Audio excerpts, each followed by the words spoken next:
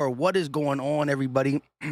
I go by Philly Mike, and this is the Philly Talk Podcast. And today we're going to talk day 5 live with you guys. Shout out to the 26 people in here already. You already know I'm always late to my own stream. If I'm streaming with somebody, I'm always early. But when I'm by myself, I am late. Shout out to Notification Gang, Ice Baby, Ethan, Texas Eagle, Raekwon Jolo, Tyron, Ponda Black, Nina Austin, Philly Lily. Like I said, if I ain't catch you, I'm going to get you right after the intro. This is Philly Talk with Philly Mike. Talking sixes in the bird gang, that's I like. Competition, we ain't scared, yeah, that's what we like. Win or lose, you know we showing up and we gon' fight. You see we strive for the sky every day that go by. And every single week we screaming fly, eagles fly. This is Philly Talk with Philly Mike, yeah. This is Philly Talk with Philly Mike, yeah. Yes, sir, we are back in the building. Day 5, we went live for day 4. Why not do it for day 5? But before we get into it, help your boy. Hit that like, subscribe if you are new, and ding that bell so you could be one of the 61 people in here early with your boy. Again, we're going to be covering the Eagles all through this season. LT, Swavy, Dante, Showtime, Drew, Ricky, Flirt, the bad guys here, Jordan, 5-star. I see all you guys and gals. But let's talk real quick before we get into the comments on what I want to talk about. Day 5 camp notes. And let's stick with number 1. Where else will we start? Number 1 is Jalen Hurts, and number 1 is the first number up. Pads were on today, and Jalen Hurts' best day. So let it be the day where it's most realistic for Jalen Hurts to come out and let the playmaking ability show. Consistency, time and anticipation, pocket presence, he has to work on that. But playmaking is something he has in his DNA. Hashtag rare breed. Pads are on. Jalen's best day. He threw a 50-yard bomb to not Devontae, to not A.J. Brown, but yes, to Jalen Reagor. We'll talk about all that. But I do want to say, I tweeted, if you follow your boy on Twitter right here, at Philly_Mike25, Jalen Hurts' best day with the pads on is impressive, but I'm not taking the best days to heart and the worst days to heart. It's practice. Sometimes you're going to get favorable matchups, and sometimes you're going to work on stuff that you're just not good at, and it's going to take a while. It's not going to take 5 days, but practice is where you get all the mishaps out. So I ain't going to take it good or bad. I'm waiting and see. I'm a wait and see guy for this season. It is encouraging to hear the reporting behind it when it suits the off-season program, the study guide, what we heard being reported behind the scenes. That's what I look at for sure. That is what I look at. Now, let's go to number 2. Quez Watkins left, and at first, the beat writers were reporting that he got injured. Then we find out he left with an illness. It was early. And Reagor did suit up with the first team, and he balled. Compliment Jalen Hurts on the 50-yard pass. Who beat the double coverage? Jalen Reagor. Listen, at the end of the day, I got to say this. Jalen Reagor is not right up here most of the time. He's always fighting people on Twitter. He has a long way to build any trust in this organization and the fans, and rightfully so. One good day of practice ain't going to get me on the bandwagon, just like I'm not going to sugarcoat or give a lot of respect to the good or the bad. It's one day. He got first team reps. He did pretty good. However, Jalen Reagor knows he's almost out the door. He's possibly a trade piece. If he does start a new home with somebody else, he has to be on his best behavior. So you're going to see probably the best Reagor you'll ever see. If there ever was a Reagor that's able to play in the NFL, you're going to see it this year. At least he came into camp in shape. You know, there's a lot of things that could have went wrong with Reagor after hearing the offseason he had with all the deleting and coming at people. The previous year, after losing a couple close ones, he came into camp overweight. So it's good to see him just do what he needs to do for his own good and possibly a trade piece for the Philadelphia Eagles. Dallas Cowboys need a wide receiver. We got 2. Reagor, Whiteside. Take a choice. Fourth round pick. Take a choice. But let's go to number 3 real quick, and then we're going to get to the comments. But James Bradberry, some good breakups, minus the one catch to Devontae Smith. And I guess I must have deleted Devontae Smith's name in here. But yes, James Bradberry spoke today of how highly he thinks of this new defensive scheme. Slay, Fletch, Derek Barnett, Josh Swett, we all played this defense last year, and whether it was Jonathan Gannon being vanilla because he doesn't believe in the players, a lot of our guys didn't like it. Bradberry coming over here, he likes the versatility, and he likes the leadership in this group that can play Jonathan Gannon's defense. Iron sharpens iron, but yes, Devontae Smith got him with a beautiful move off the line of scrimmage, caught a nice pass, but again, iron sharpens iron. The same way Devontae got James Bradberry, he had a couple breakups, and a lot of people are not talking about what Bradberry is going to bring to this team. I think it's a whole nother element of a trustworthy guy who you can do different things with. A lot of zone, little man, a little disguising, act like he's going to blitz and drop back. You know, there's a lot of things he could do. Now let's go to number 4. Hurts' timing. A.J. Brown caught a beautiful pass over the middle somewhere that a lot of beat writers say they want to see Jalen Hurts throw the ball to. He throws the ball to the right so much. He doesn't throw to the left in the middle. Well, guess what? The timing, the slants, something we didn't see a lot last year, has been worked on, not just today in his quote-unquote best day, but it's been throughout the practices. Some of the reporters are going to poo-poo on them passes because they're only 5 to 6 yard passes. But if you're getting it to the right guys, one of them being named A.J. Brown, good things can happen. Great things can happen when you hit A.J. Brown over the middle on a slant. It's as simple as that. So the timing, the number 1 guy on this team, supposedly, because Devontae ain't just going to lay back and be number 2. It's going to be the whole key word of this offseason. Iron sharpen iron on both offense and defense, and the guy on your depth chart. You look to the left, look to the right, who's better? None of them want to admit they're number 2. Devontae might be younger, but he don't want to come out and say it. Now we go to number 5, and it's once again Jordan Davis. This time, it's not just one-on-one drills. He got the start, especially in the red zone with Fletcher Cox.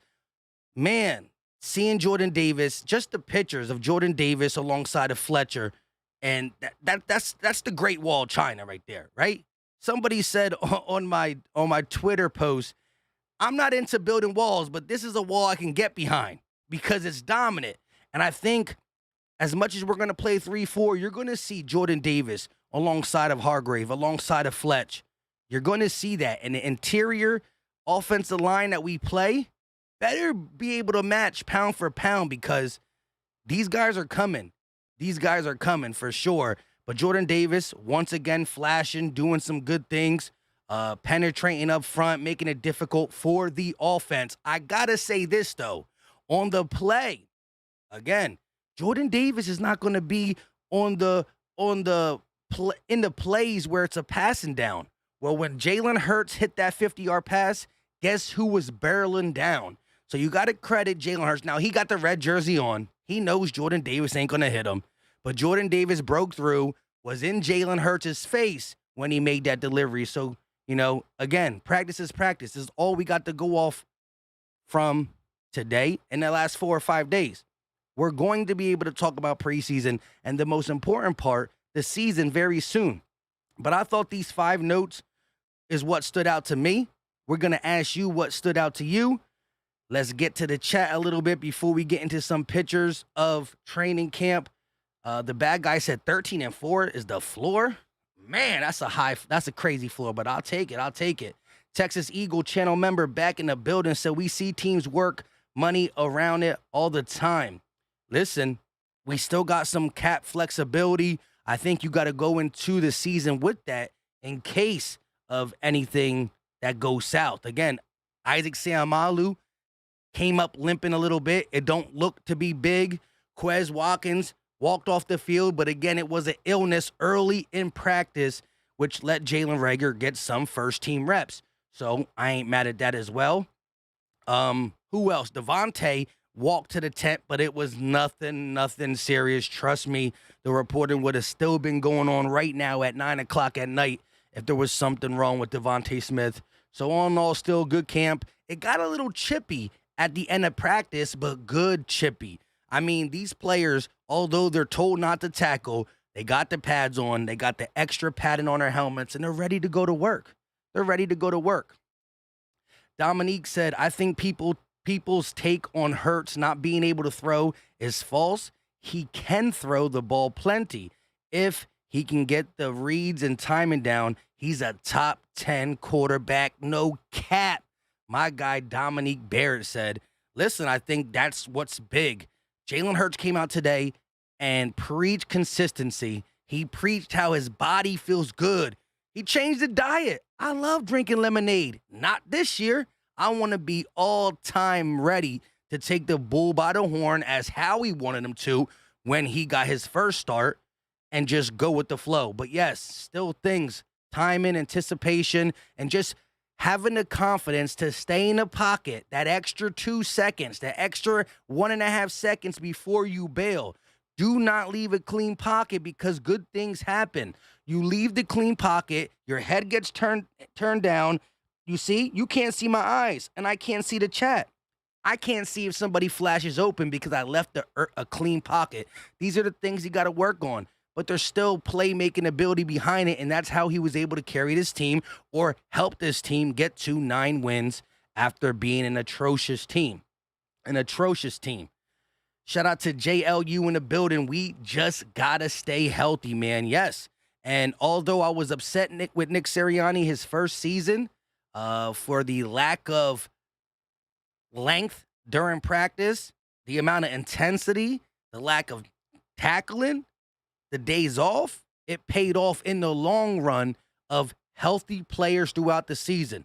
We talked about this yesterday when the topic was, are you upset that we're not tackling? Okay, we tackle. We lose a couple guys. The guys that are available are ready to hit week 1. Say we don't tackle, and we miss a tackle or two. But guess what? We have everybody to make up for that missed tackle or two. We're not going in the season shorthanded. Look, the Saints just lost their safety, the rookie safety, Smoke Monday, with a pretty big injury. The Cowboys lost James Washington, and I knock on wood. I don't want no team, whether it's a team that doesn't affect me or a divisional rival, to lose players this early. It's just not fair. It's just not right. I hate it. I'm a fantasy football player. That's why I don't do drafts until the second to last or last preseason game. I don't want y'all to get cheated out. I don't want no team. I want to beat a team at full capacity for sure. Flirt said, it's all about staying healthy. That's big facts. Philly Jackson said, not like DK Metcalf Chippy. Nah, that's big time Chippy. You don't want to get chippy with DK. He a problem. Jerome in the building said, I see you, Mike. Bird's going to beast. I'm with you on that. Cal Bundy said, nah, trade JJ to Canada. Hey, I hear you. I hear you. Nicole said, I want to take bets. What we taking bets on? Now, I do want to pull this up real quick because iron sharpens iron, and the competition today got a little chippy. It got a little extra, but extra in the right way. So here we got the pads on, and these are two goats of the Philadelphia Eagles organization going at it. One Fletcher Cox, Pauls, and one Lane Johnson. So there you got it. One-on-one. It actually ain't one-on-one. You see Isaac Seumalo, you can see the puffy hair to the left of Fletch. So it was a drill. I don't know what was being ran. If it was a run play, a pass play, but two guys who've been holding it down for Philly for a while, who are still playing at a level that I can co-sign. Fletch got to be a little bit more consistent all around, but still playing at a high level. They were a part of this thing I'm holding up. Still out here in training camp, out here where people say, oh, people take days off. They're still going at it. Mano y mano. You got to love that for sure. This one was crazy because I clicked on the Eagles broadcast on my way home from work. And a battle that Fran Duffy talked about was this picture that was posted on the Eagles website. Josh Swett versus Jordan Milada. And I have high expectations for Josh Swett. Is he going to rotate with Brandon Graham? Is he going to be on the opposite side of Hassan Reddick when he gets to rush the passer? Who's going to do what? But Josh Swett tried to get all up into Jordan Milada, and he wasn't having it. He couldn't beat him strength, couldn't beat him speed on the couple plays that Fran Duffy said. And he wasn't taking anything away from Josh Swett. Josh Swett had, 7-8 sacks last year. I think he's going to have a even better year depending on how long we can keep him on the field. But I think he's going to be more productive per snap against the run and the pass. But Jordan Milada is growing as a top left tackle in this league right before our eyes. Kudos to JM, Jordan Milada. Heck of a singer on The Masked Singer. Kills it. Tennessee whiskey. I could use some right now, but we could wait till the weekend. You gotta love it. Jordan Milada is just blossoming right before our eyes.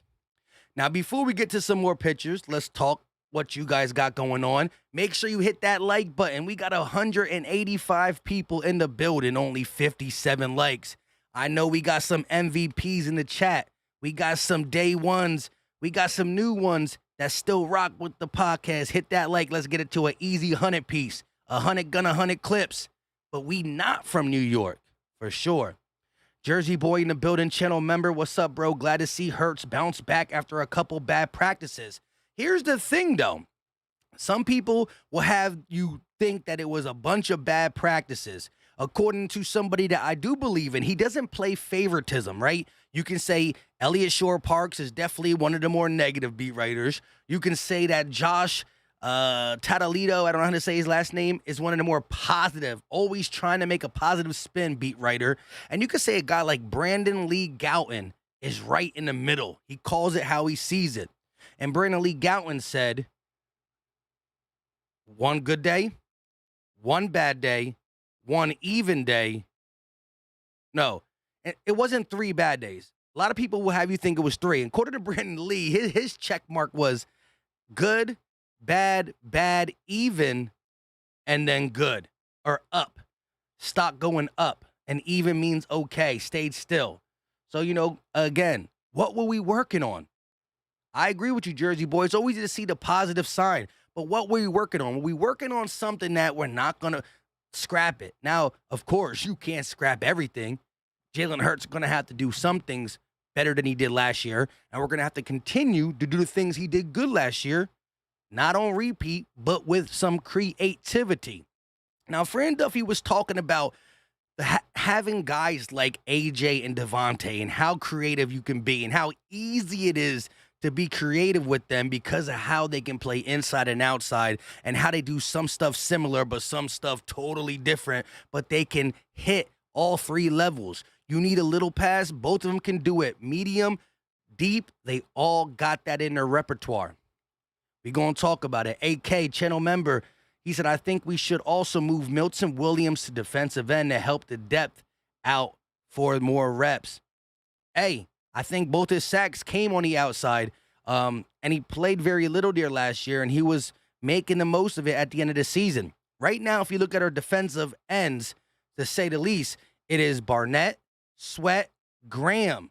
That is the guys who are going to line up solely as a defensive end. Now, I count Reddick as a defensive end because of how many times I believe Jonathan Gannon has to use him as a pass rusher. But yeah, Milton Williams could definitely flop out to some defensive end, but also flop out to some D tackle, depending. I think if you really get an early motor going with Javon Hargrave, but you see Jordan Davis and Fletch still doing what they do in the middle, I think you could even move him outside once in a while periodically. Swavy says, Swavy JP said, once people see the versatility of the 3-4, blitz packages, zone coverage, and all that, they're gonna disguise everything. Hey, I hear you. Drew Johnson in the building. He agrees with AK. Chris Graham says Dennis Houston, though. Not sure what that means. Rymo in the building said, I thought Milton was mainly a D tackle. That's what we drafted him to be. He came in a little underweight as a D tackle, played a little bit on the outside, but he has the versatility, and you got to see where he takes his next step with nutrition and his workout to see if he molds his body more for the D tackle or for the defensive end. But I do believe all things go great, Hurts is the guy. We can use these first-round picks for corners and safeties. Maybe not safeties because Marcus Epps. But whatever we need from these 2 picks, not named quarterback, if everything goes according to the plan, well, then you can even use it for a defensive end because you might be able to say your future D tackles when Fletch and Hargrave eventually leave is Milton Williams and Jordan Davis, depending on his body. Which King said, did Sirianni say we're not playing starters in the preseason?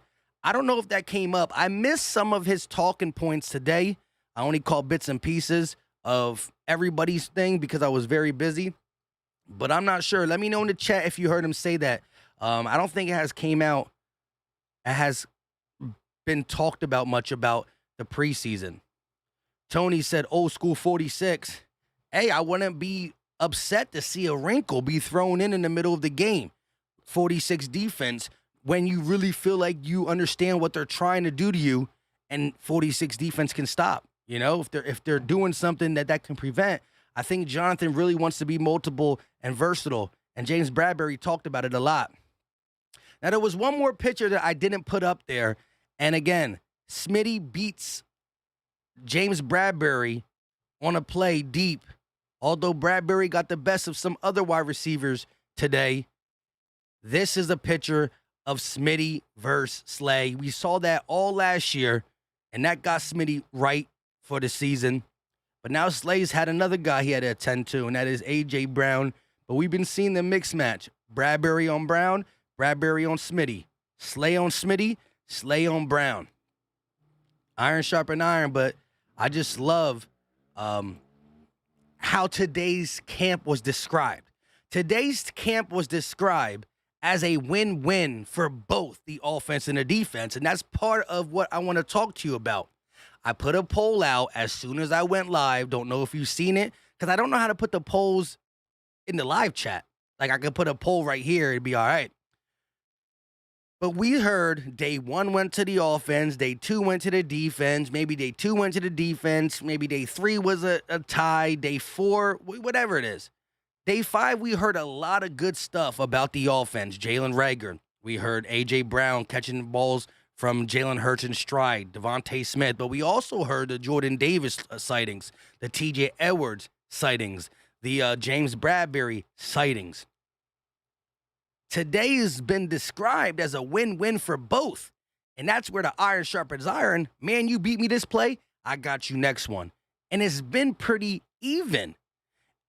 Maybe it was how the defensive players dominated maybe day 2 and day 3 when Hurts and some of the guys weren't having a great day. Maybe that toughened them up. Tough love. Iron sharpen iron. But my question to you guys real quick, and we're going to be talking about this all throughout the offseason, the first and second, third preseason, because maybe every week changes. Maybe you're going to stay the same. But come week 1, going into the Lions game. Now, we're not talking about week 10. I think the better side of the football on week 1 to week 8 might change. One comes out faster. The other one takes a little longer, but maybe revs up to be better. We're not talking about week 8. We're not talking about week 14, week 12, week 7. When week 1 is here and we are traveling to Detroit and we come out at 1 o'clock for kickoff, which unit is going to be more prepared and more ready in your eyes? Offense or defense? Let me know. I want to get the temperature of the chat. Offense, defense, more ready come week 1. Let me know in the chat. And we need 12 more likes. Can we get 12 likes from the people in the building to get to 100 piece? Come on, guys and gals. E-A-G-L-E-S, Eagles!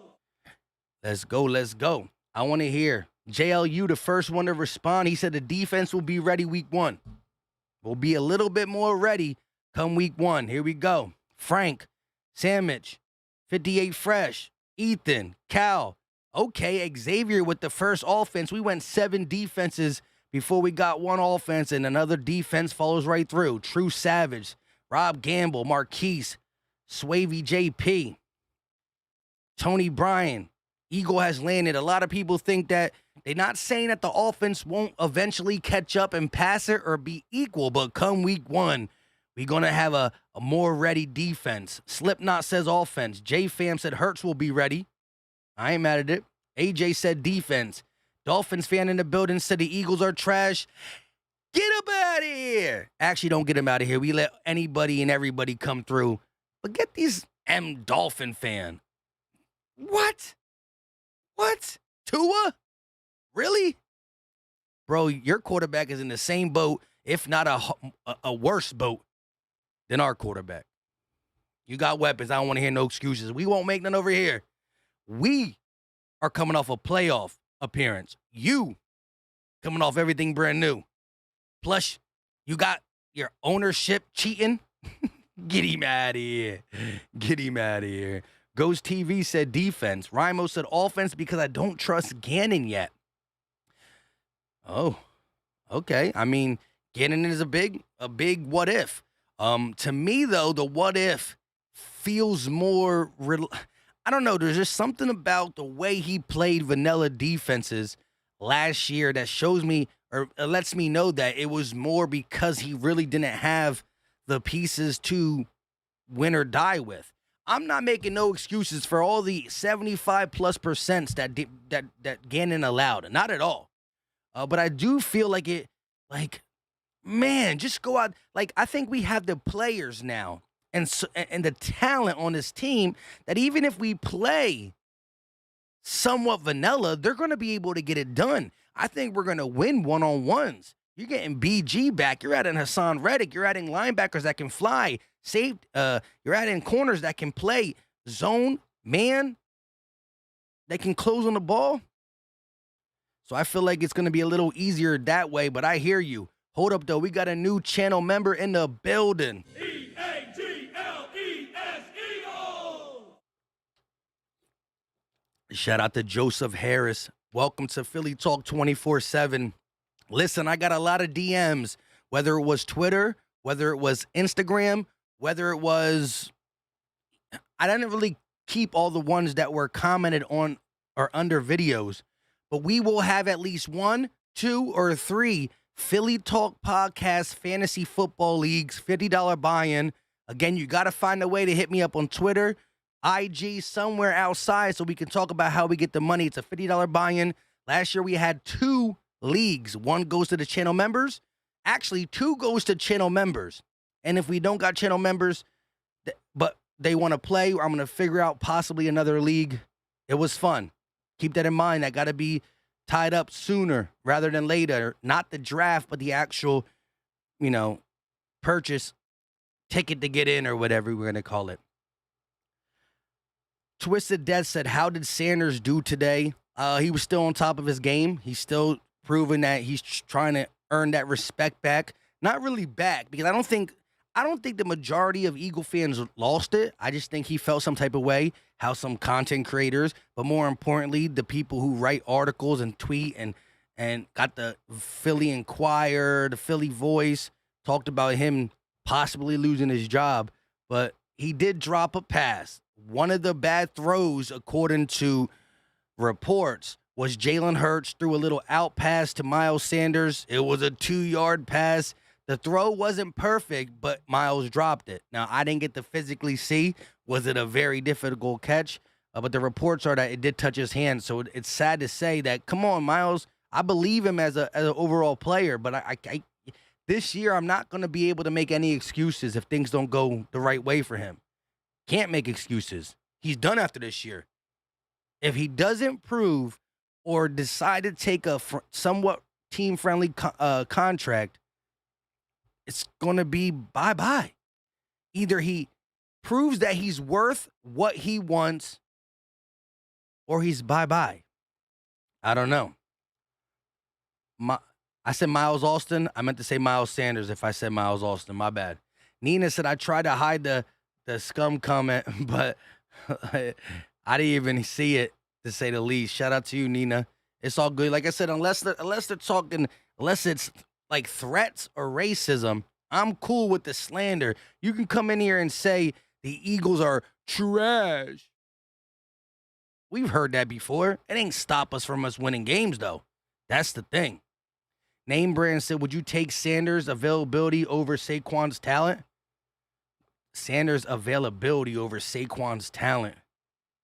I mean, Saquon's definitely hasn't been available, but Sanders has been more available.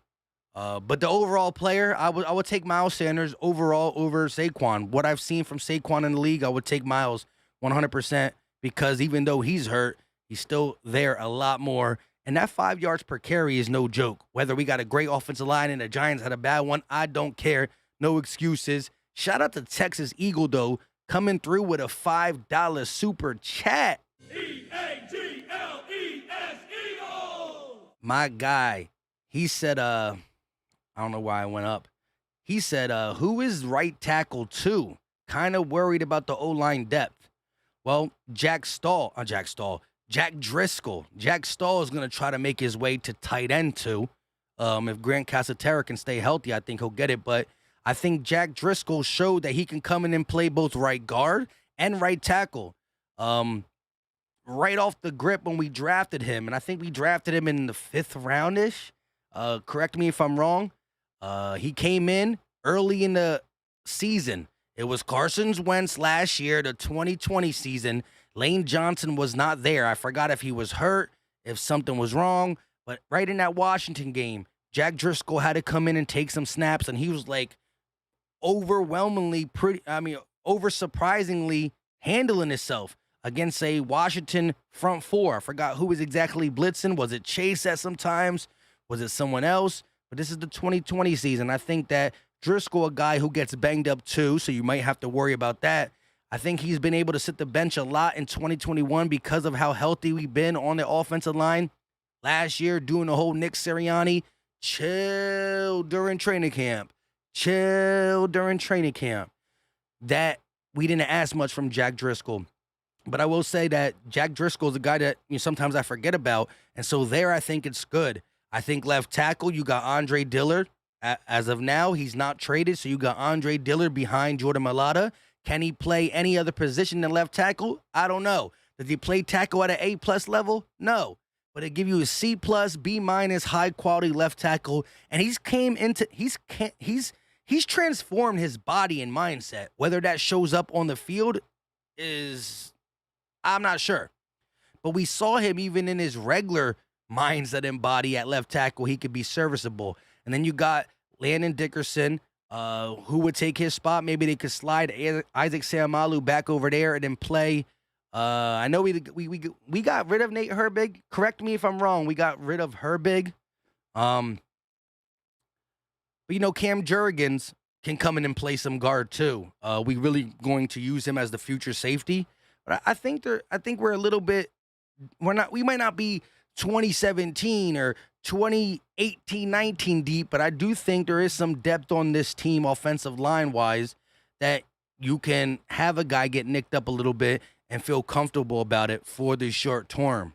But yeah, you don't want to lose a guy like Lane or Milada or Dickerson or Kelsey for the long term. That just is going to destroy what we got at the offensive line. So health is important, and that's why I got to say, no matter how I feel as a person, Nick Sirianni did this method last year, and it worked to our benefit.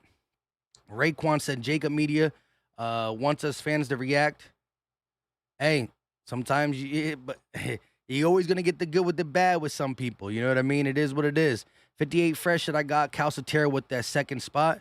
He has the playmaking ability to definitely win it. Jack Stahl, more of a blocking guy. He got some time last year, and he did some good things with it for sure. King Blaze said Hurts will get us in the playoffs again. Hey, need that. I think if you do not make the playoffs this year, there's going to be question marks around the whole facility. It might even be more than just Jalen Hurts if we don't make the playoffs after making the playoffs last year, getting all the new pieces offensively, defensively, having another year in the same system, having the same or if not weaker schedule, you got to make the playoffs. I need to see a division championship.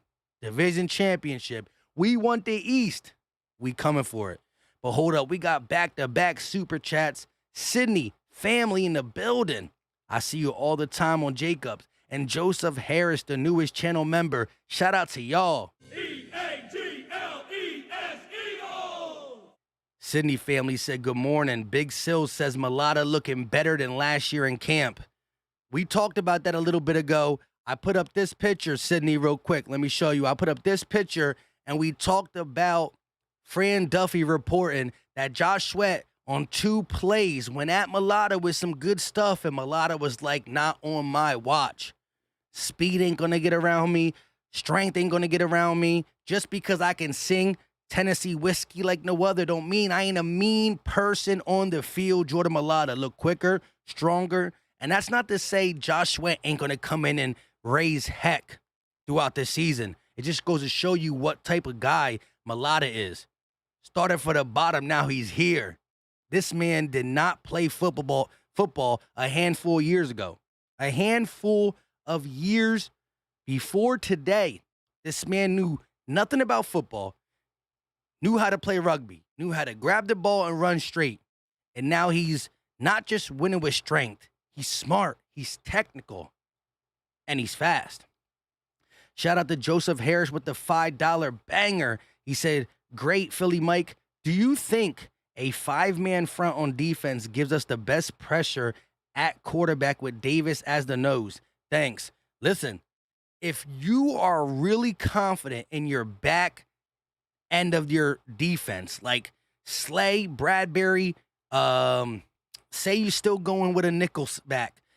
Say you got Slay, Bradbury, Avante, 1 linebacker, and you believe in your safety play and you want to play a little bit more man, yeah, why not? That quarterback's going to have to get the ball out in 0.8 seconds, 1 second. You just got to make sure you got the players in position to finish.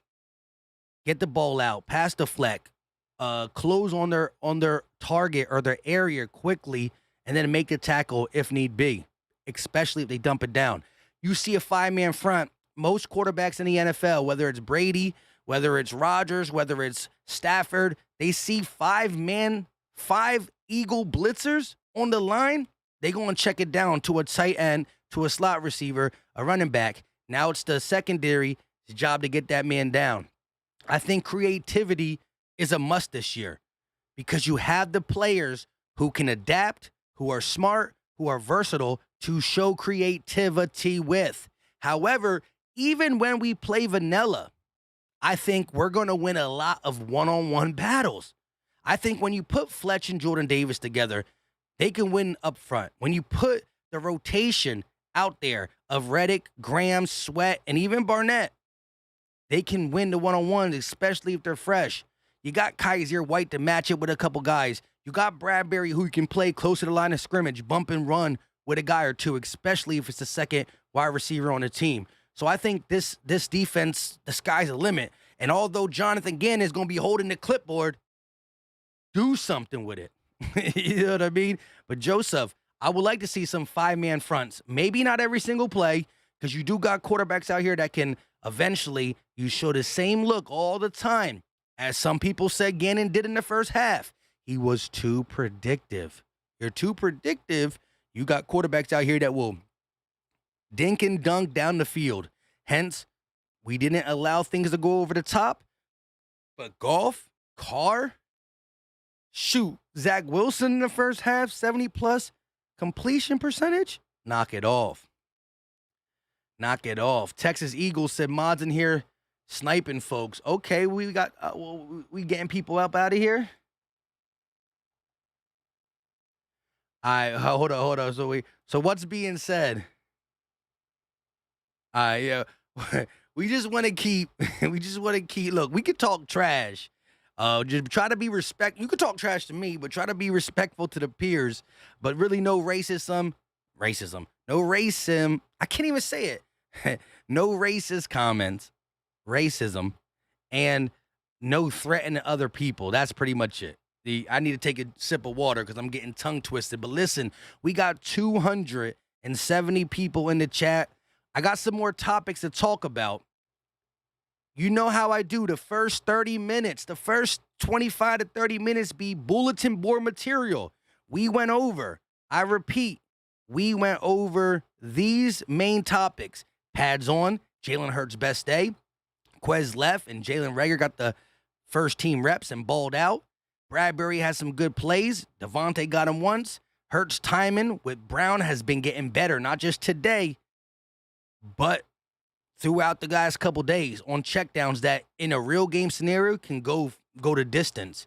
And Jordan Davis, first team reps alongside of Fletch, and they did some big things. Again, I went more into depth about them, but I'm not going to make this people who've been rocking with me the last 40 minutes listen to it over and over again. This is how my live streams go. First 30 minutes is me. The rest of it is y'all. But if you are new to the channel, subscribe. If you're here and you didn't do it, hit the like button. It's free. It's easy. It don't cost a thing, and it pushes it out. And if you want to get here early enough to really throw down, hit that bell. We got a lot to talk about. Now, I showed this in a video, and I even showed this in a live stream with Philly 500. I want to show you guys again just the work that A.J. Brown's been putting in, not just in these 5 days of training camp. But I want to remind you that he's out there working with Elijah Moore. And yes, Elijah Moore is another young player. Although if you follow a lot of different people on Twitter today, Elijah Moore had a turnaround one-hand grab that was really sick, dirty, beautiful grab from Elijah Moore. But that's not what we're here to talk about. But A.J. Brown is 220 pounds, 6 foot, and he is right alongside of a guy who ran a 4.3 in his 40, who only weighs 186 pounds. Look at this. I mean, that's speed. That's speed. And now it's going to be in slow motion. I just want to make sure. Do you guys hear any background music? You hear any background music? But look at this. To the cone. Hold up. Look how close this was. So you see the race. Boom, boom, boom, boom, boom. And look how close. The orange cone. That's close, if you ask me. Now, AJ's clocked at a 4.4 something. He never clocked a 4.3. I'm not saying he's exactly a 4.3, but he's gonna shock people, whether he got a little bit faster or he always been around that speed. I shout out to y'all because I didn't know I didn't know if there was any background music. Good, I didn't want it to be background music. With that being said, there's going to be defensive backs who are scared of other members of this team, who not forget who Julio is, but try to stop him. He might have back-to-back plays where he's catching balls 5 yards down the field, running slants, quick slants, getting tough yards, catching the ball 5 and dragging people 16 yards down the field. They're going to press up one time. AJ's going to hit it with a and he's going to get loose down the field. We look at Quez Watkins, we look at Devontae Smith to take the top off, but I'm telling you right now, AJ will get over the top multiple times. He had a 20 yards per catch his rookie season. Yes, AJ Brown's body type and skill set is set up. Is set up to be a guy who can catch 85 passes. 90 passes. He got a body and a I don't know what's going on in the Backyard Bird podcast.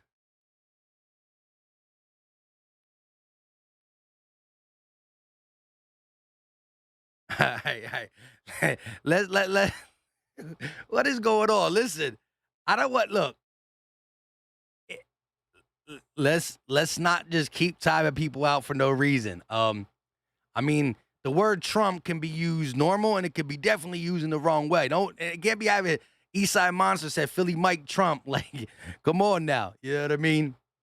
It is what it is. Like, but you don't. Let's keep it football up in here, right? We can talk some trash, we can have some fun, but come on now. Let's relax.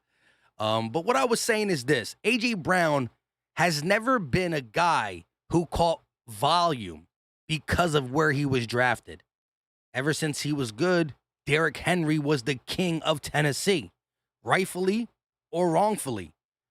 Got to credit Derrick Henry and what he can do, the volume of carries and catches out the backfield he got.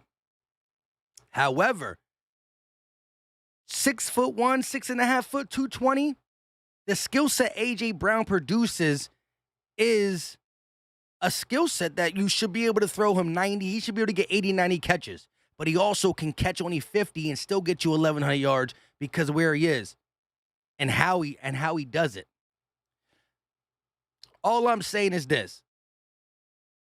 Trump is not a bad word necessarily, but it could be used in bad ways. I've seen it being done in my normal comment section. All I'm saying is talk a little trash, have a little fun. Let's just talk football. Good, bad, ugly, sad. You know what I mean? We can listen. Hit me up on Twitter. We could talk about whatever we want, whether I'm into that stuff or not. You'll get my explanation via Twitter and or IG. But right here, this is the Philly Talk Podcast. Talking Sixers in the Bird Gang. That's our life. You know what I mean? Let's get it. Cal Bundy said he's a real one. I mean, it is what it is. 5-star said facts. I listen. Let me get a drink of water. 270 in the chat. There's no reason why we can't get 200 likes. Whether he's a real one or not. If you think your boy's a real one and we're going to rock with him all year, there's no reason why we can't get 60 likes real quick. LC said Smitty about to be open all day. I got to ask you guys this because I haven't asked you guys it in a while because I haven't been going live the same. Who do you think is going to lead the Eagles in yards? If I had to ask you, now I know some people might just throw out a Quez or a Dallas Goedert. It could happen. It's unlikely. But let me ask you a serious question. I want to get the temperature of this chat because I hear a lot of people say Smitty still might be the number one when it's all said and done. AJ's going to have a good year, but Smitty might be the number one. Let me know in the chat. At the end of the season, Smitty or Brown to have the most yards? Tony said Quez. I knew somebody was going to say it, but I ain't Gainwell? Most yards? Are you trying to have total yards? So look at this. We got a couple Smitties. Holy crap. I thought there would definitely be more A.J. Browns, and I'm not here to say the Smitties are wrong. I understand the amount of tension that's going to be applied to A.J. Brown is going to really free up a Devontae and a Quez and a Goddard. Bill said J.J. Whiteside. Philly Jackson says Smitty, but A.J. could have a good argument. Okay, so listen. I like it. I love that A.J. Brown is here. He might be the focal point for other people's defense, but Philly Nation knows and respects what Smitty can do and will do. Rob 350 with the Smith. Philly 559 with the Goddard. Rimo coming in with the AJ. Slipknot and Nick say AJ. Sydney family said Smith or Goddard. Robert said Smitty going to have the most yards. Not one cornerback in the league going to hold him. No cornerback two going to hold him. Eastside Monster says Smitty, AJ, then Goddard. A lot of people are talking about that big three in general. Not to say they're leaving Quez out as a guy who's not going to make things happen, because he is. He's going to be, I believe, our third receiver. Pascal will fight, but I still think when it's all said and done, it's going to be locked up by Quez Watkins. However, when we do play regular personnel, 12-man personnel, because we want to get in running sets, play action off the running sets, I think play action will work better in 12-man personnel than 11. Not all the time, but it will sell the run more, especially if we're doing it at an efficient clip. All that being said, then you won't have your third receiver on. 11 personnel, 3 wide receivers, 1 tight end, 1 running back. 12-man personnel, 2 tight ends, 1 running back, 2 wide receivers. So that top 3 duo who can be on the field the most together is Davante, AJ, and Dallas Goedert, who I think I forget. I still forget as I sit here and talk to you guys that Dallas Goedert was not tight end number 1 last year to start. Yes, we still favored him over Zach because we knew we were trying to trade him, but we still ran things for Zach Ertz. I feel like Dallas has been here for a minute now, but this is the first time that he's numero uno day 1. He can start getting his stats, his production, his this is why I got the bag type stats early. True Savage said the Slim Reaper. I'm not shocked, but I got so much respect for the chat because I thought listen. I knew you guys weren't just going to throw Smitty away, but I knew the A.J. Brown hype was real. I know we all believe that most corners that play the number 1 receiver will travel with him or line up with him. Devontae Smith will get cornerback 1s periodically. And who knows? Come week 7, you could see this thing switch where we play a defensive coordinator and on their bulletin board is we understand who A.J. Brown is. But have you seen what Devontae did the last 3 games? This man had 100 yards 3 games in a row. 4 touchdowns in 3 games. You don't think if you're a defensive coordinator going into the season, you give your first and best DB to A.J. Brown, but come week 6, if Devontae's doing Devontae stuff that we believe, it could easily flip. And defensive coordinators can be planning for Devontae. It could be a back and forth scenario. Also, check this out. Nick Sirianni wants to play these guys at his calling, meaning I can play him inside, I can play him outside, I can play him left, I can play him right. So I think even if you try to send the number 1 DB to Devontae or the number 1 DB to AJ, I need the defense to be versatile where it's like, dang, AJ on the left, dang, AJ on the right, AJ in the slot, and same with Devontae Smith. Rufus said AJ going to bring it like T.O. did. I mean, the signing felt similar. It was beautiful. I'm telling you, for those who were in the live stream with me, Gate City, and Philly Fresh, when we got AJ Brown, I was just like I wanted to scream and react, but I was more just, are you serious? Are you serious? Name Brand says Smitty a dog. Facts. Jason said Smith can break every Eagle wide receiver record. Tony, channel member, said breakdown. Hurts 4,065 yards. Smitty 1,100. Brown 1,050. Quez with 900. And oh my God. And Dallas Goedert with 1,000. I'm telling you, if the Eagles get 1 wide receiver, which I really believe we will get 1 receiver over 1,000. Even though I believe it, I'm still going to be excited for it because it's been a long time. But if we get 2, even 2, my goodness. Sydney family channel member said not many teams have an A.J. Brown or a DK or a Debo type player. Exactly. They're the type of player. Again, you've seen DK throughout his year. He could be an 80-catch player. Debo can be an 80-catch player. But DK and Debo can be an 80-catch or 80-type usage because you got to count Debo's runs along with catches. 80 touches for Debo, 80 touches for DK, only 60 for AJ. Why? Because Henry ran the ball 38 times a game. Some people think it's going to be the same thing over here. I don't quite think that. I think we're going to be a little bit more heavier passing. Not going to come out 5 receiver set, 6 passes in a row. But I think it's the flow's going to dictate that. Defenses are still going to be scared of Hurts' legs on the ground. Quarterback keepers. They're still going to be scared of what Miles can do with 5 yards of carry. Gainwell can do out of the backfield. So they will start the season by pressing us and saying, I got to believe it. I ain't going to believe it till I see it. And that's where I think last year you could say this. Well, Philly Mike, Jalen Hurts and the Eagles ran the ball so well when they pressed up. Why didn't Jalen Hurts make the right throws then? So now they're going to press up in year 2, and he's automatically going to make the right throws? Well, one, I think he did improve. And number 2, last year, a lot of his throws had to be made in tight windows. Now, I'm not saying we're going to be able to just do whatever we want to any and every defense, but I will say this.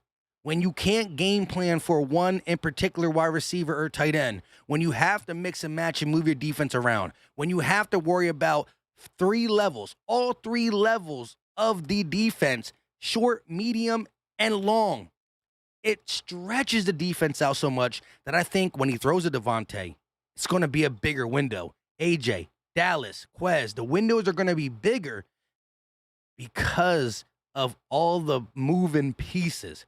So the run game is still going to be a staple of why teams have 8 in the box. 1 more in the box, that's less the drop back. So you're bringing 1 up, less back there, plus you got more people to cover. Last year, you worried about 2 people the majority of the season, and Hurts didn't look to his left and in the middle at a high enough clip where you had to be worried about certain things. I'm just saying, I'm ready. I'm ready. Philly Lily in the building. I see you. Witch King said Brown isn't better route runner than McLaurin. Brown is an underrated route runner, but I'll give you that. But I think contested catches still go to Brown. Yak goes to Brown. You know, there's a lot of things that Brown does better than McLaurin, too. I think McLaurin is a great wide receiver. He deserved to get paid like the DKs and the Debos and the A.J. Browns. I'm still going to hold to it. I'm taking A.J. Brown over. Soon, maybe Devontae, but I got to put respect on Terry McLaurin's name. Devontae got to do it in year 2 for me. And then we could talk about Devontae over CD production-wise, Devontae over Terry production-wise. Backyard Bird Podcast said they have to game plan for the run game in Dallas, Smitty, and AJ. That's what I'm saying. Last year, they dropped 1 in the box, but they were still able to cover everybody down the field. Because who do we have running down the field? You know? And even when Quez was open or Devontae was open, Jalen quite wasn't as comfortable enough to stay in the pocket and take that read. His comfortability has been a thing he's been preaching. How much more comfortable he's in this offense with these players, with his reads. And again, these are just words. I got to see it transpire, but it might. Packy Wacky says, sorry I'm late. Had to work, man. Always get your paper. I got 3 kids and a wife. This is sometimes while I'm doing these. Listen, I love streaming. Sometimes I can't find the time to stream. And I've been like, you know what? Yesterday's stream was cool. It was fun. I could have got home today and got a video out at 4:35. But I say, you know what? Let me chill with the fam early and get with you guys late, then vice versa. So we're going to be mixing it up. That's why you got to have notification turned on. But yeah, I still work a 40-hour-a-week job. Actually, I got to be up tomorrow at 4 in the morning. So doing the late streams, even though I love it and I find a way to do it, I'm always up 4:15 in the morning. Whether I do a late Sixer stream or Eagle stream, I'm up. If we play Monday night, if we play Sunday night, I'll be here at 12 o'clock at night with you guys. Maybe even sipping on something. However, I would always have to go to work the next day at like 4 something in the morning. Gerald said, fly high, go Eagles. You already know. Mr. Eliminator in the building. We need to get the screen game going. Let me just say something about the screen game real quick. That is a great comment because I believe in the screen game as an Eagle fan. I mean, what we were able to do in our years with Reed and even Reed and Westbrook, Reed and Shady. Like Westbrook and Shady, we were able to do so many running back screens. Now, listen, we have receivers now who can do damage in the screen game. Quez is fast. You can use them if you execute the blocking down the field right and call the screens in a timely fashion. If you call the screens in a timely fashion, you can execute.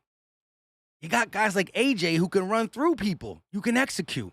And I believe Gainwell and Sanders are shifty enough to execute screen plays. However, for some reason, we called them at the worst time, the wrong time. We used Rager too much. And when we did use Quez or Miles, we set the screen up and didn't block efficiently down the field. And we did use Dallas Goedert, who can get some yak, but we used him a little bit too much in the screen game. So I would like to see screens be implemented, but screens I know that the Eagles can call. Again, this coaching staff, as much as we say Jalen Hurts and Jonathan Gannon and Miles and whatever, Nick Sirianni and Shane Steichen were still learning each other too, so I expect them to be more prepared. Shane is going to be calling the plays. I think Nick is going to be the one helping it get creative throughout the week, spending more time game planning throughout the week, being creative, working with his players, and letting Shane take the lingo. Shane just better call them at the right time. Call them at the right time. Hold up, though. We do got a super chat from Texas Eagle representing in the heart of the enemy. $5 banger. EAGLES Eagles! He said, do you find a spot for Greg Ward? He busts his tail. He helps the young guys and an emergency quarterback 3. Interesting. Here's my take on it.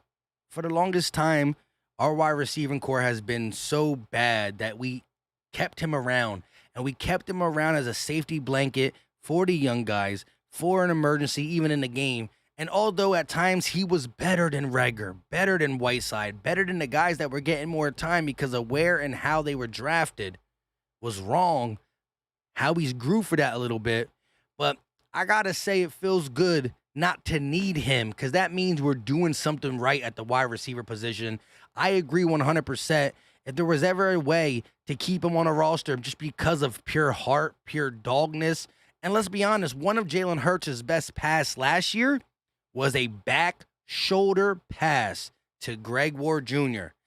Y'all know what I'm talking about. I forgot what game. If you know what game it was, put it in the chat right now. Jalen drops back, stays in the pocket, throws with anticipation, back shoulder to Greg Ward Jr. He came in at the end of the season and had one of the best plays. Smitty has some great ones. Don't get me wrong, but just a beautiful execution, pass, timing. Jalen and Greg, they do got a connection. If we would ever get hampered, I'd rather have Greg Ward over Rager and Whiteside. So I hear you on that, but we're finally good enough with Quez being our 3rd, even Pascal being our 4th, that maybe you can slip them at number 5 if you're willing to deal or get rid of Rager and or Whiteside. But there you go. First person to say it, I think, was Xavier, Commanders. Then we got Fiddle. D. Zach said against Washington. Heavy A said Chargers game. A couple people said the Chargers game too. But I think it was later in the season. It was definitely one of the last 4 games. One of the last 3 or 4 games. So I would have to believe it was against a football team. Shout out to y'all for letting me know ASAP Rocky. But yes, that stands out. And so Eminem said def the Chargers. I don't know. I think it was Washington, I think. Let me look now. Let me look. We can't have no wars in the chat. I'm just gonna put Greg Ward highlights 2021 because he's not gonna have many. Greg Ward verse or highlights. Hold up, 2021. He don't have many. It's only 1 minute and 47 seconds for 2021 for the simple fact that we kept him at the bottom of the food chain because of draft position. Yep, it was against Washington.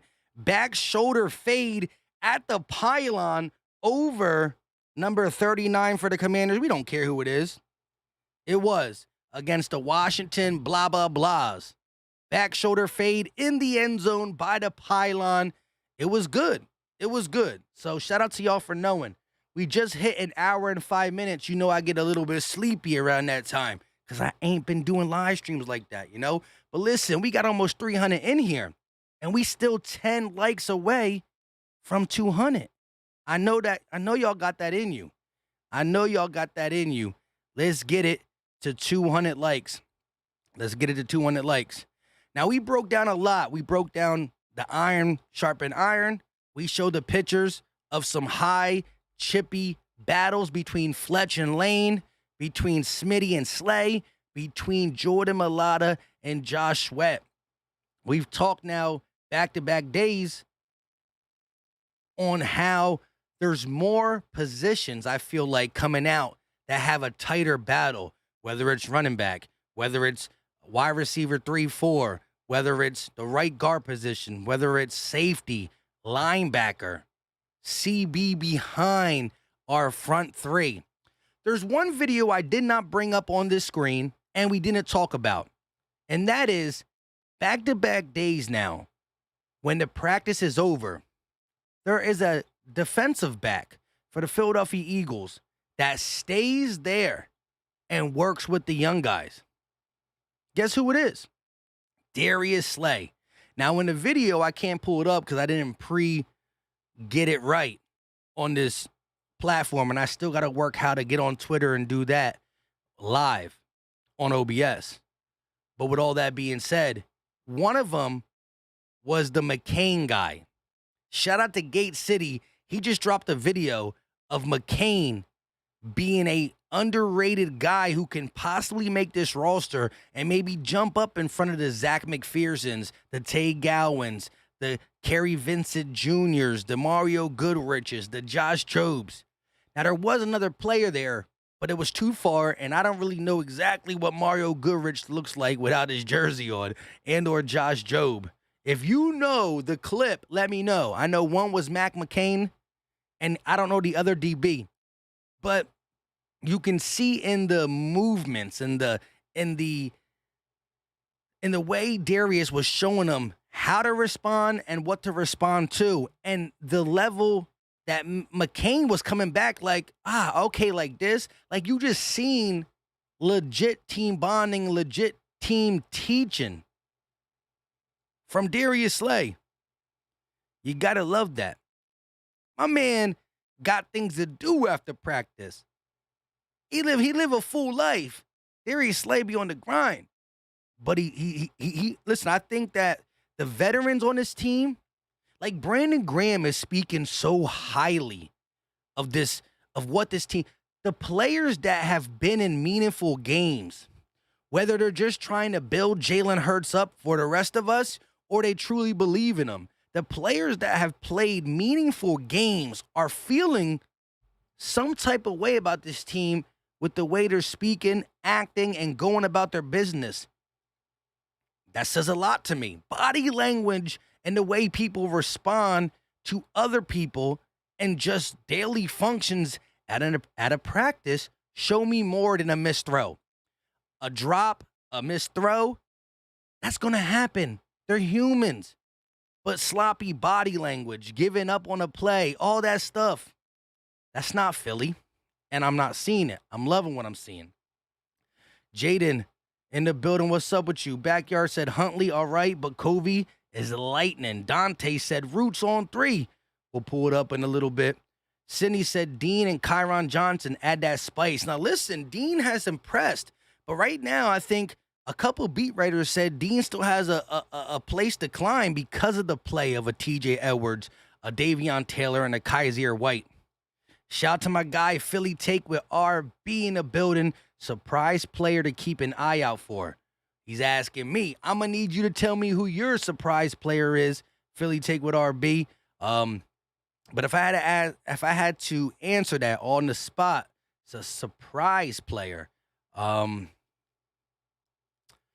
It's getting tough now because you would have asked me 2 weeks ago, I would have 3 weeks ago, I would have said Kenneth Gainwell. I would have said Kenny G because I realized what he was able to do last season and where Miles Sanders was, but now that's more of a not so surprise. A surprising player that's going to come out and to me, again, I would have said Kenny G. I would have said Marcus Epps. I would have said Davion Taylor, right? These are the three players I would have said. Marcus Epps, Davion Taylor, Kenny Gainwell. But I would have said that 3 weeks ago, and now in the first 5 days of camp, they're looking like guys who are rising up. So I'm trying to find a guy who hasn't really rose yet, a guy who either stay put, not getting talked about, maybe a UDFA. I saw somebody in the chat say Kennedy Brooks. I don't know where they'll find a spot. The Eagles love to keep UDFA running backs and then never really bring them on board. Like I hear a lot of people talking about the Eagles are still trying to go add a heavier running back. So when I think of a surprise player on this team, surprise might be Jalen Reagor. I don't know if that could be possible. But at least he came in with the right. I don't know if I can say that with a straight face. So, I still think Davion Taylor has a hill to climb because of how the organization still feels about TJ, how they feel about Nakobe Dean and the addition of Kaiser White. So I might say Davion Taylor. Can't really say Marcus Epps no more because he looks like he's about to earn a spot. There was a couple, and that's what's crazy about the training camp, and that's why I'm more pumped. Guys who we thought were surprising type players are now, it's not so surprising. They put in the work. You saw things transpire last year to where they might be more utilized in 2022. And with the little bit of work they put in, not the little bit, but the work they put in coming to fruition, some of the surprising guys. ARB, I still need you to, you know what? I want everybody in the chat to give me their surprising guy who stands out during the season, who makes the roster and stands out in the season, but is really getting not talked about at all. Milton Williams is another guy, I think, because of his ability to play inside and outside. But it's tough because my top three guys would have been Epps, Kenny G, or Davion. I do like Kyron Johnson. Shout out to Rimo K. Kyron Johnson.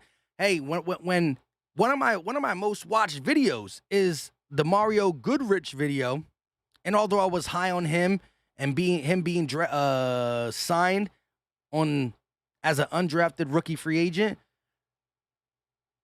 I talked a lot about Grant Casatera, but I talked the most about Kyron Johnson. It was Mario Goodrich and then all about Kyron Johnson for the simple fact that he got a motor to him.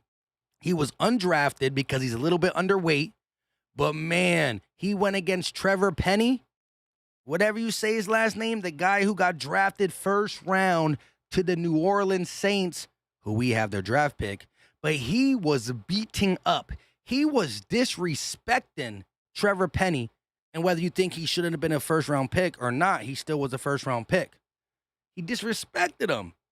And we got him as a UDFA outside linebacker / defensive end. Hold up, though. We got a super chat before I get to y'all surprising guys. And I see a lot of Swett and Harris.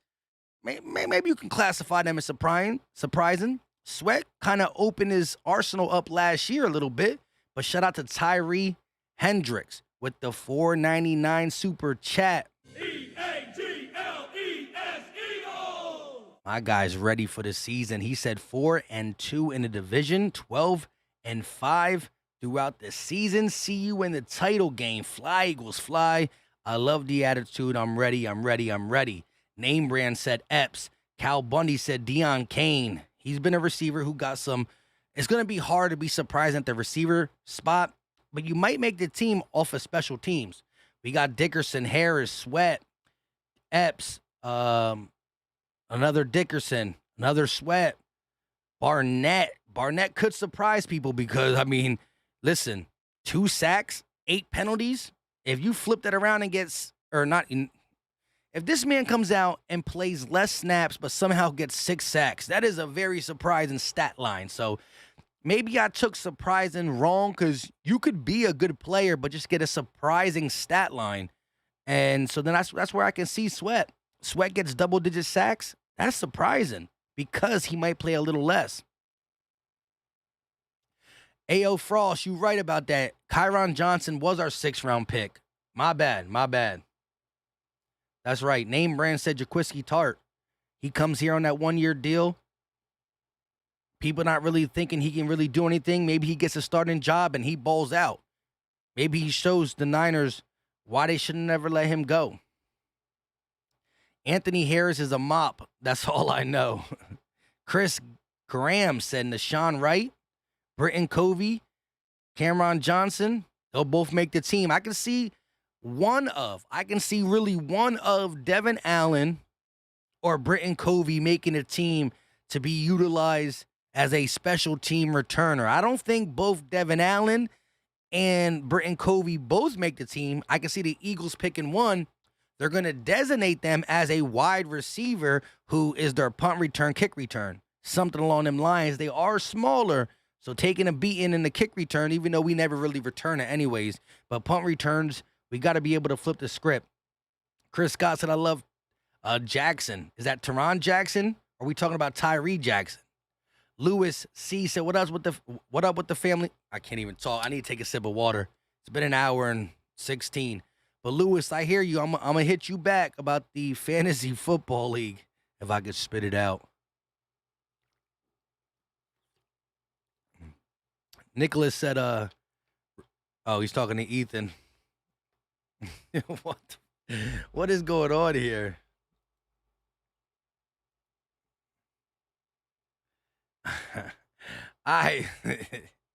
My gosh.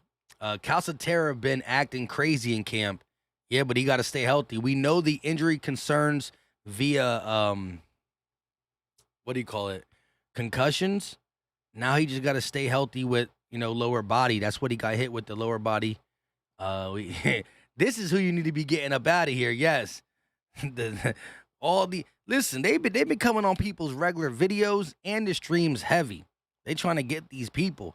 But we got a super chat up in here. Sydney family with the $2.99 banger. E-A-G-L-E-S Eagles! Shout out to you, Johnson, Goodrich, Strong, Covey, game time soon. Wow. All 4 of them are going to be in the game sometime soon, or you're expecting big things from them. Wow. I like it. I like Johnson, Kyron. Goodrich is one of the guys that I was shocked that was undrafted because he does fit Jonathan's system. And again, he got an uphill battle against the CBs we got unless injury happens. Covey's quick and strong, depending on what you do with Minshew. You didn't draft Carson Strong or sign him as an undrafted free agent to get rid of him. I understand that the knees are a concern, but he could be a developmental piece that can be a heavy hitter at the backup quarterback position if that's all he ever is. Preseason, big preseasons for them guys. That is what I can't wait to see. I can't wait to see how we treat some more of these guys the rest of camp. And that's when you can really see or predict the surprising guys. As Sydney family said, 4 or 5 guys who really don't get playing time throughout the season, but can make a statement in preseason. Why to keep them on the roster? They could make a statement in preseason to say, I understand I can't start over the guy you have at that position. I can't even be the backup to the guy you have at that position. However, keep me around because I'm young, I'm showing flashes, and I'm going to get better. I can't wait for the Eagles to either sign a defensive back, whether it's Zach McPherson in the 4th round, or trading for Tay Gowan, Kerry Vincent, or signing UDFA, Mario Goodrich, Josh Jobe. I can't wait till we throw a dart.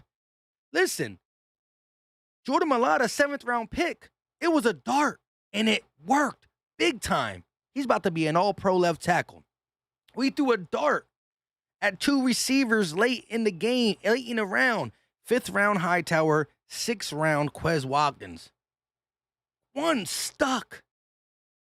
We threw a 4th round pick at McPherson, a 6th round, a trade for Tay Gowan, who was drafted in the 6th round.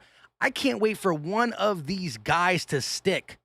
I understand it's harder to find guys who can show they can be quality starters in the NFL, 5, 6, 7, and undrafted, but we always see it. Marcus Epps, undrafted, went to Minnesota, got let go. Now he's pushing to make the team. Anthony Harris, undrafted, was getting franchise tagged before he got a little bit older to the Eagles. Quentin Michael, a longtime Philadelphia Eagle. Jason Peters was undrafted. AB went in the 6th round. Tom Brady, we already know. Milada, Quez. I need one of these cornerbacks to really rise to the occasion. Tay Gowan's been putting in a lot of work, and he's been chirping a lot. I ain't mad at you chirping if you go and back it up sooner rather than later. I need one of these young corners. We got like 5 young corners that we threw darts at. Ain't one of them got to stick. And really, what really should stick, one that really should stick with us, is Zach McPherson. Zach McPherson. I'm not saying 3 years from now, ooh, look at Zach McPherson. He wants to be a starter. Maybe it happens. But he's the one we really should want to stick because he's homegrown and we picked him. Our scouting department looked at him in the 4th round and said, you know what? We going to take this guy because he might not be nothing yet, but I see something coming. So, yeah, I would like Tay Gowan and all these guys who are undrafted or traded to us. But Zach McPherson, 2-3 years from now, when Slay and Bradbury are done, I think we draft one in the next 2 to 3 years too, higher up on the board. But, man, do we got to get one of these guys to hit. Shout out to Ari Starwin in the building. I see you. Long-time subscriber. Giants fan, but he checks out the Sixers content. I ain't mad at it. Name brand, so we don't know how much longer Slay will ball. Well, I mean, he's older, but he is coming off a Pro Bowl. I think that if it's up to me, I would be comfortable making sure I think Slay got 1 more year after this. If you extend it to make it 2 years, I think Slay can play 2 more years at a high level. I think Bradbury only being 28. A lot of people keep saying that he's 30. I think you can extend him too if he proves worthy this season. But I think Zach and some of these guys got to step up soon. And I also think that we got to keep our eyes open in the upcoming drafts. Weapon X in the building. Zach McPherson or Tay Gowan should step up. 2 guys that I'm going to be watching periodically in preseason, camp, and see if they get slotted in for a play or 2 throughout the season. I'm going to keep my eye heavy on them because you never know. You know, Slay hasn't been injury prone in Philly, but he gets nicked up a little bit. Got to sit out a series or 2. I want to see who they decide to put in and how they come ready. AC said, are you too hyped for the season or is it justified? Well, anytime you go ahead and bring in this type of haul, Hassan Reddick, who's been a double-digit sack guy just in his prime. A.J. Brown, he's been a 1,000-yard receiver in a running offense, just getting to his prime. Kaiser White leading a team in tackles. James Bradbury is still a top 10 corner in pass deflections and interceptions over the last 2 years with a bad organization. You go ahead and have another great draft. Last year, Alabama won a championship. You bring 2 Alabama players here.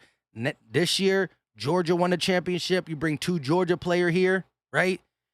The amount of guys you locked up from that 2018 draft, Milada, Maddox, Goddard, there's a lot to be hyped for.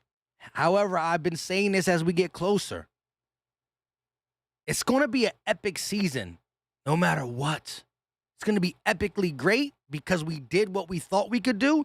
And even if we lose in the playoffs, if we beat a team in the playoffs and lose, from a bird's eye view here, it's still going to be successful. When I'm there live, I'm going to be upset because everything gets thrown out the window once you get so far. But it's going to be either epically good because we rebuilded so quickly and the future looks so bright while we still are contending, while we're still building, or it's going to be epically bad because we did all this. We're going to lose some veterans. We're not sure about this, that, and the third. So this season's about to be epic. You can't make this many key additions after making the playoffs and flame out. I think there's not that high of a chance we flame out. I think really worst case scenario, we win 9 and 10 games. People are upset, but we're still competing for the playoffs, but we're not as good as people thought. But man, if we flame out, somehow we win only 7 games, 8, well then yeah, it's still epic, but the wrong side of epic. VX said Eagles fly, Cowboys cry. I always can get down with that. Show enough in the building. I only see McPherson as a nickel. Yeah, his size is definitely controversial to be outside, but he does have pretty long arms, and he is coming from an athletic family. His whole family did sports and ran track and were athletic type people. Because even the females in his family were conditioned. That's still to say that he might get bullied on the outside. But again, when you get a guy in the 4th round, if he comes and plays in year 1 or 2 for you, that is terrific. But you still can, get successful draft if by year 3, he's now getting relied on and you can figure out what he's worth and whatnot. Philly 59 said, Hope Covey not like AK-47. Yeah, we were really hyped on him. Not as an overall player because we knew he was raw, but the speed factor. The speed factor for sure. Weapon X said if we flame out, people getting fired. Yeah, I definitely agree there. Robert California said, you ever going to FedEx Field? I got tickets for week 3 to boo Carson. Listen, I'm afraid if I go there, I might fall off the railing, to be honest. But listen, I'm going to be honest with you. I've been to like 6 or 7 Eagle games, but I've never been to an Eagles game on the road. Every single time I've went to an Eagles game, and I haven't been since COVID, so I am dying to go to an Eagles game. I haven't been since COVID, but I've only ever went to a home game, never been on the road. I might have to make a trip sooner rather than later. Jeremiah, you could tell it's been a long time. Jeremiah in the building. What's going on with you, my guy? AC said 10 wins is my guess. I said 11 or 12, but, 10 will still be. I said double digits is what we have to get, but I did say 11, 12, and that's not really. I like what the Eagles did, but looking at our schedule, it is very winnable, to say the least. Fabian, gymnast. Lewis said fall off in FedEx. Man, you go falling. Protect Hurts. Yeah, listen. When Hurts walks into FedEx Stadium, he needs to be surrounded by like 7 guys that can take the hit for him. Listen, I'll be one of them guys. I'll walk out with Hurts. If the rail falls, I'll be like, no. It's like, nah, let me stop. I'll take it. I might be doing my podcast with a neck brace and a shoulder and a sling, but I'll do it. I'll have to jump in front. No. You know what I mean? You know what I'm saying? I would have to do it. Do it for the culture. Rimo said, I got harassed horribly at FedEx during Chip Kelly's first game Monday Night Football. Was fun walking out with the window. Yo, that's one thing I want to do. I want to walk through a stadium, get heckled, and then walk out with my chin up, talking trash, singing Fly, Eagles Fly on the road to victory while we walk out their stadium with the dub. I want to do it, but I've never been to a road game.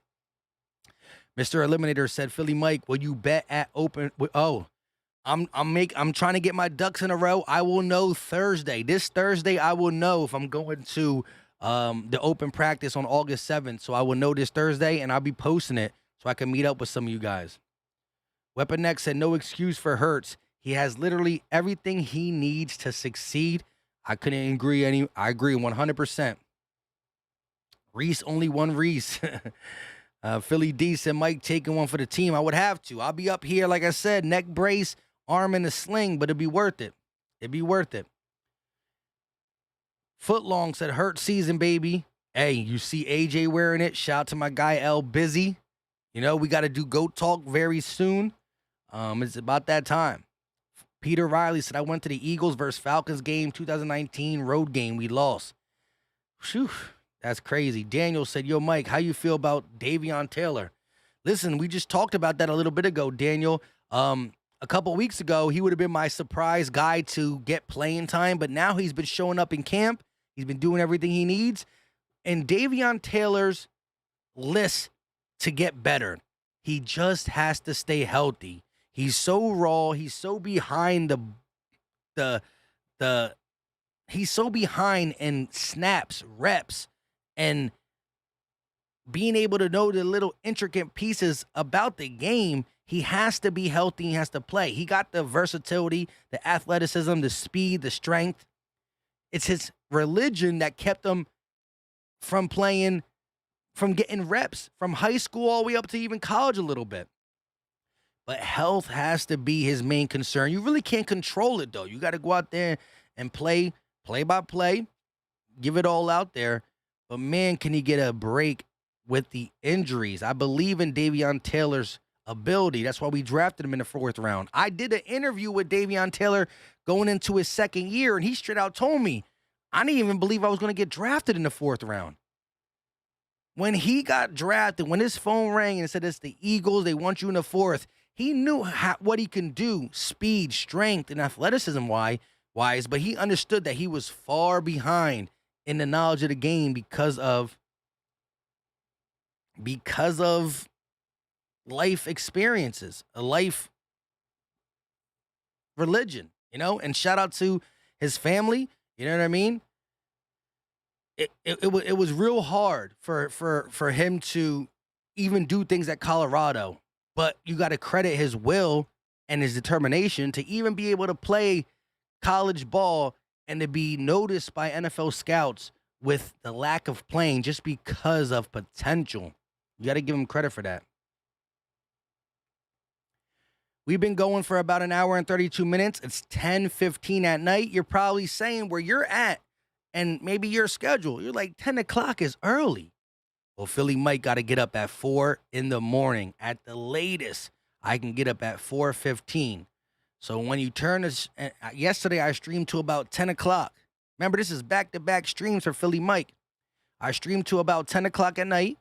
Got off here, had to do some stuff downstairs, didn't go to bed till 11, had to wake up at 4. So right now, my tank is about on E. But we going to rock for a little bit more. Ricky J said, don't go to a game, Mike. I need them to play. I need them play-by-play streams. Yeah, shout out to you, bro. We going to be rocking them for sure. Name Brand said, I remember that interview. Man, Davion was supposed to get back up with me this year, but he had some things things have come up with his family, and he didn't just leave me, but he messaged me back like I can't do it, and now it's hard to get a hold of him. I'm mixing all my words up. You could tell I'm tired. But it's hard to get a hold of him now with everything going on, and I don't want to press the fact, but yeah, I do be in contact with Davion every once in a while. Shake's been doing after midnights. Yeah, well, I got 3 kids, a wife, a job that requires me to get up at 4 in the morning. So, listen, even if I go to bed, if I get off here at 10:20, I'm not going to go to bed till 11. 12, 1, 2, 3, 4. That's still only, 4 or 5 hours? And then to do it again and again and again, it's rough. One thing I've always needed in my life is sleep. Sleep, sleep, sleep. AC said, I can't wait. I can't for this season. Not just Eagles, but so many leagues, moves in general. Yeah, listen, the NFL is becoming crazy with the quarterback moves all around, here, there, everywhere. You know, free agent has been more crazy. Players can demand out. Look what happened. A.J. Brown traded. Like, the trades, the free agent signings, whether it's the Eagles or the NFL across the board. Carson flipping back to Washington. Russell to Denver. Matthew Stafford, second year with the Rams, trying to reclaim a Super Bowl title, you know? It's crazy. And I'm just ready for football in general. Plus, I'm a heavy gambler in football bets. I don't really talk about it too much on the channel. And I don't like to bet on the Eagles, whether we're going to win or not. I try to keep my heart and my pocket separate. It's just what I believe in. Even if it's like the Eagles versus the Lions, and I'm like, I know we could win. I feel like if I bet the Eagles, I feel like that type of thing happens when I bet with my own team. I don't like to do it. Chris said, hey, Philly Mike, what's your read on Washington this year? Not going to lie, they a little threatening to me. Here's my take. I still believe that it's going to be a 1-2 race when it comes to the stretch of the games. The last 4 or 5 games, it's going to be the Eagles and the Cowboys trying to make their last push for the NFC East title. However, if one or two things go Washington way, meaning Carson Wentz, they could be in the mix. I think Carson Wentz, there's always mixed feelings in the sense that I think that there's going to be games where you see him with the Washington football team and he looks like a high-quality quarterback. And then there's times where blunders just seem to find him, seem to rattle him, seem to get him out of his element. I think Washington last year's defense really fell apart. I think when they get Chase Young back, not saying Chase Young is the end-all be-all, but when they get their pieces back on that defense, I think that defense is going to be underlooked because of how sloppy that defense was last year. We're going to say, they didn't really add much to their defense. They got their players back. So by doing that, I think the defense gets better. Carson is better than all the quarterbacks they had. Got to hope for the Rocky Carson Wentz. But I could see a scenario where Washington is better than what we thought. But I'm still saying, for now into the season, hey, because just a couple practices ago, I think Carson threw 3 interceptions in one practice. Now it's practice. The same way I say for Hurts, good, bad, ugly, sad, we're going to wait and see. I want to say that same thing for Carson Wentz, but he did throw 3 picks. And it reminded me of why I'm excited for him to be there for a second. But Washington could creep up, but I still got Eagles, Dallas. My goal is to have the Eagles win on Christmas Eve against the Cowboys in Dallas, and that be the game that solidifies us as NFC East champs. I feel like come Christmas, Eagles, Cowboys, we might. So I'm saying the scenario will be something like Eagles are 1.5 games up on Dallas. If Dallas beats the Eagles, now the Eagles and Cowboys are only a half game apart.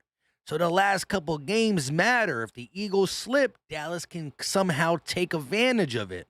So I need the Eagles to be something like 1.5 games. If it's more, kudos to that. More the merrier. But I need it to be like 1.5 games. The Eagles are up. We beat Dallas on Christmas Eve. My Christmas is terrific. Their Christmas is horrible. And now we go into the last couple games with a 2.5 game lead, and we can rock out. And that last game is against the New York Little Men, the New York Little Guys, and we can rest our starters. That's what I need. I need the scenario to be something like that. First of all, we cannot, I repeat, not lose on Christmas Eve. I'm on the East Coast. That game is not going to be over. What time is that game? I forgot what time that game is. However, I'm a live play-by-play it. I'm going to be all my emotions in front of you guys for hours if we lose. And I'm going to have to go downstairs and celebrate? How? So we got to win that regardless. But I need the scenario to be that when the Eagles win that game, that is what pushes us over the top, and we can relax for the last game at least. And so, I need it. Fabian said, I like Hurts as our quarterback. Shout out to you. Sydney said, you learn more from mistakes. That's true. Tyrese said, I don't need that Philly. I don't need that Philly Brunson team up. I do need that Philly. Oh, yeah. My bad. I was reading it wrong. Robert said, can't get swept by Dallas again. No, that is unacceptable. Philly D said, if we lose Christmas Eve in a must-win, oh, my God, could you imagine in a must-win lose? I might have a grown man cry. Word is bond. I don't know. I don't want to talk about it yet. AC said it's going to be either the best Christmas ever or get canceled. But, listen, my scenario still gave me a little bit of something to grab on, like we are a game and a half ahead, and losing will still make me despise Christmas, but at least we would still be ahead. Philly fan D or Philly D said, could you imagine going into that, tied? That'll be rough. Because listen, throughout the weeks in the offseason, I can sit up here, whether it's a video or a live stream, and I can talk relax. I can talk about the game. I can analyze it. If Jalen Hurts is really good, I'm going to say, look at these throws. Look how good it was. If Jalen Hurts is bad, or Miles Sanders, or Nick Sirianni, or Jonathan Gannon, I'm going to break down. Every Wednesday, we're going to be able to go live, or I'm going to be able to get the all 22. Finally, it looks like the NFL got it fixed. For me, I see other people use it perfectly fine. But I'm going to go through the plays with you and show you the good, the bad, the ugly, sad. We'll break it down. But I can keep my composure breaking down. Damn, Jalen missed him here. Look, we got to get better. Nick should have did this. Jalen should have did this, blah, blah, blah. But in the live play-by-plays, first off, we'll have some Crown Royal. Crown Royal, Eagles football, my live reaction, up, down, up, down. For those who were rocking with me last year, no, it used to be lit. The chat was flooding, mainly Eagle fans, but some of the ops, whether it's the NFC East opponent or just another opponent. But I wear my heart on my sleeve. In the live play-by-plays. We have the scoreboard up here. I'm going to have the chat on the screen. I call the plays as good as possible that I can do. I try to tell you everything in case you're not watching it. If you're just watching it and hanging out with me, that's cool, because now it's just going to be all emotion. Good emotion, bad emotion, some analysts, but it's from a live fan acting. I love my Eagles. During a game, I am just a fan. And so it's crazy, but we'll tell you, A.J. Brown, line to the left. Eagles got the ball at the 35-yard line. Hurts dropping back. He's looking. He avoids a sack. He throws it up, and it's tipped and caught by Devontae Smith. He's down to the 15. We going to do all that. But if it's like it's tipped and intercepted, you get that. You get that emotion. You know what I'm saying? But anyways, it's 10:30. We've been here for an hour and 43 minutes. Help your boy out. We got more likes than people in here now because, it's about that time people start heading out. But if you haven't hit the like button, hit it. It's free. It's easy. It don't cost a thing. If you're just getting in here now, you're like, really? This guy just goes live to tell you how much he likes the Eagles? No! The first 40 minutes have been all about the actual points. We discussed the 5 main talking points of day 5 camp notes. We went over all that. We went over some of the iron sharpened iron, whether it's Josh Swett versus Milada, whether it's Lane versus Fletch, whether it's Smitty versus Slay. We went over A.J. Brown, once again, being as quick as a guy like Elijah Moore, who ran the 4.3. We went over all that stuff. And then after we do that for 30 to 40 minutes, then we just sit back and we talk to the lovely fans of the Eagles. Philly fan D, Fabian, Ethan, Jay, MPOV. Sydney family, Robert California, Fetty, Steven, Bond. Shout out to all you guys. Rhyme OK. That's what we do. So the first 45 minutes is me mixed in with you guys. The last 45 minutes is still all you, but we talk Eagle topics. But there's always some just random talk at the end of the streams. I think that's because the last people staying in here just talk that talk. Plus, when I get sleepy, I ramble. Shout out to I'm Awake, Are You? Get some rest, Mike. You already know the deal. Cal Bundy in the building still. He said, good stream, Mike, but you got to get them goodies out the chat. we gonna make some things happen. Rufus said them boys look like they're on scooter running fast. You already know. Until next time, I know what you meant, goofies.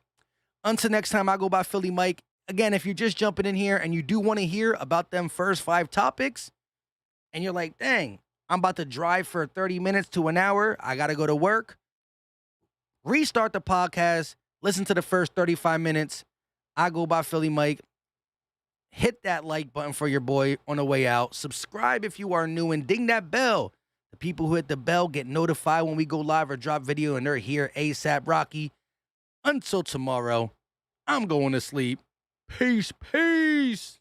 This is Philly Talk with Philly Mike. Talking sixes in the bird gang, that's our life. Competition, we ain't scared, yeah, that's what we like. Win or lose, you know we showing up and we gon' fight. You see we strive for the sky every day that go by. And every single week we scream and fly, eagles fly. This is Philly Talk with Philly Mike, yeah.